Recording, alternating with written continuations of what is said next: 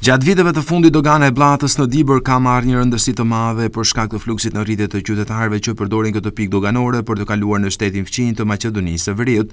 Vetëm vitin e kaluar nga kjo dogan kanë hyrë dalë mbi 1 milion shtetas, duke e kthyer atë ndër doganat me ngarkesë.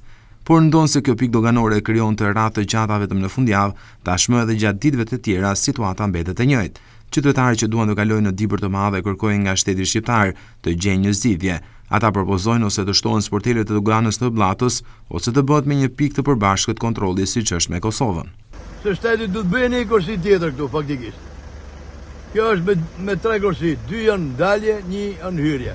Duhen bën 2v2, si që Maqedonci. Vallë ka një orë, po. Që pres. Prej atje sipër ku kanë marrë dhe alas ku shkuke sporteli. Shteti të vejë dorë brezer. Bëjë projektin, mirë atë e fondin e lekëve, të bëhet dogana me standarde evropiane. Taksat e popullit i merë, vazhdoj punën, po rrem në për radha këtë më katë. Çdo ditë të e ke radhën full. Stabi i punës është që janë objektet, sa rruga. Pastaj edhe rruga prike pjesa e Maqedonisë, e këtej nuk shifet me sy, është kaldrom, jo asfalt.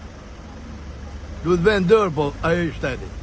Na kemi hallë me shku, tani e këto zënveni një polisët, po pak me 2, më le me 3, me 2. Sonë sa me 2 me një sportel punojnë.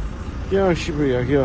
Që prej vitit 2017 ka patur tentativa e bisedime mes dy shteteve të cilat kanë deklaruar aplikimin e sistemit me një ndalesë në të gjitha pikat doganore, por që deri tani ka mbetur në letër. Lidhur me këtë, një lajm i mirë erdhi gjatë ditës së sotme, ku ministri e Brendshme Albana Koçiu lajmëroi se parastinës së verës do të vihet në zbatim marrëveshja me Maqedoninë e Veriut për pika doganore me një ndalesë.